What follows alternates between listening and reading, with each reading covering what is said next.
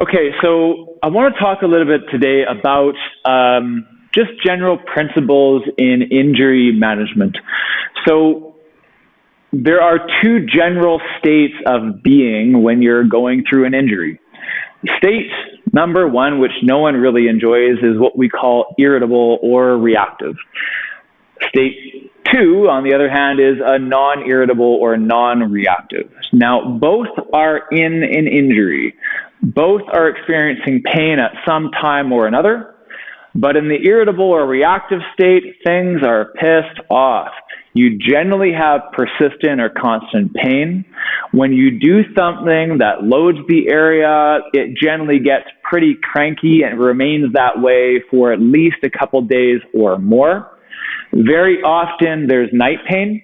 So you have difficulty sleeping at night because your shoulder or your back is aching or throbbing. You feel like you need to move or shift around while you're sleeping because it's not comfortable to stay in the same position. And generally, you're a little bit cranky. You are also a little bit irritable because things are not comfortable. In the non-irritable or non-reactive state, it's generally not constant. You only have pain when you do certain things to load the area or place it in certain positions or postures. There's no night pain. It's not keeping you at night, but you might wake up feeling a little bit stiff and sore, but that goes away pretty quickly once you get up and move around.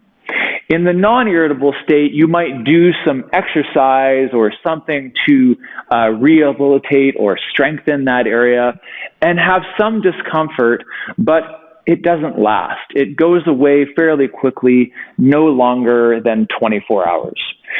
So when we're in an irritable state, we generally don't like to do things to further aggravate it.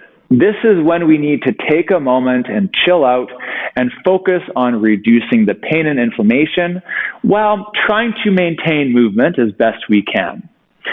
So when we go into that non-irritable reactive phase, we have to understand that some discomfort with movement or loading exercises, which may be important to strengthen and rehabilitate that area, is actually sometimes advantageous and necessary. So we use this principle called the green light, yellow light, red light.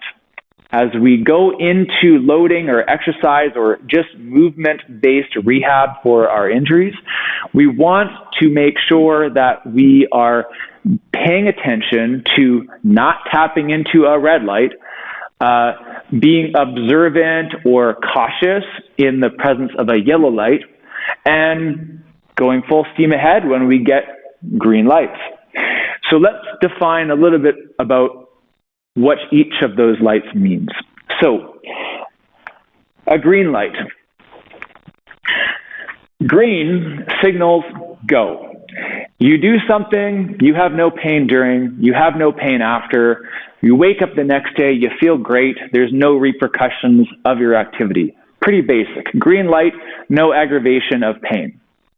Now, important to note that a green light does not mean that you have no pain at all. You might be at a baseline level of discomfort, or you might just have a stiff or achy shoulder, but a green light does not further increase that pain. So if you had a little bit of a cranky shoulder and it's sitting at a 2 or 3 out of 10 most of the day, that green means that you stay at a 2 or 3 out of 10 and it doesn't increase it. That means green light, move forward.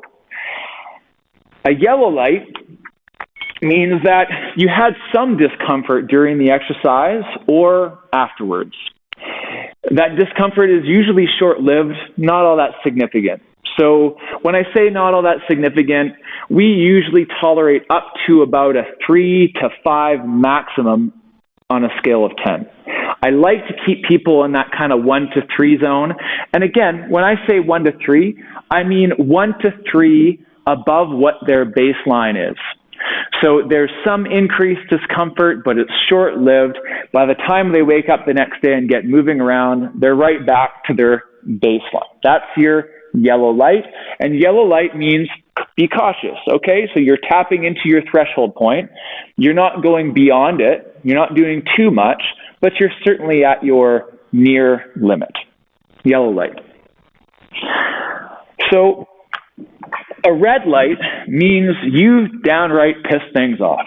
So you've done something, and either during or after, on a 24-hour response, you have a flare-up.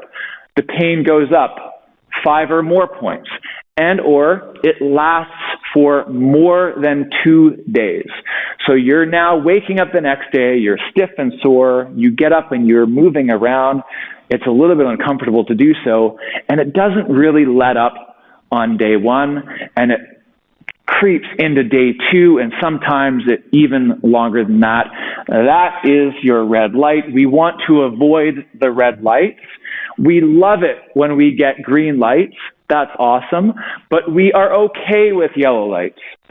Now, when we talk about irritable versus non-irritable, another way to think about an injury would be whether it's acute or it's more in its chronic phase.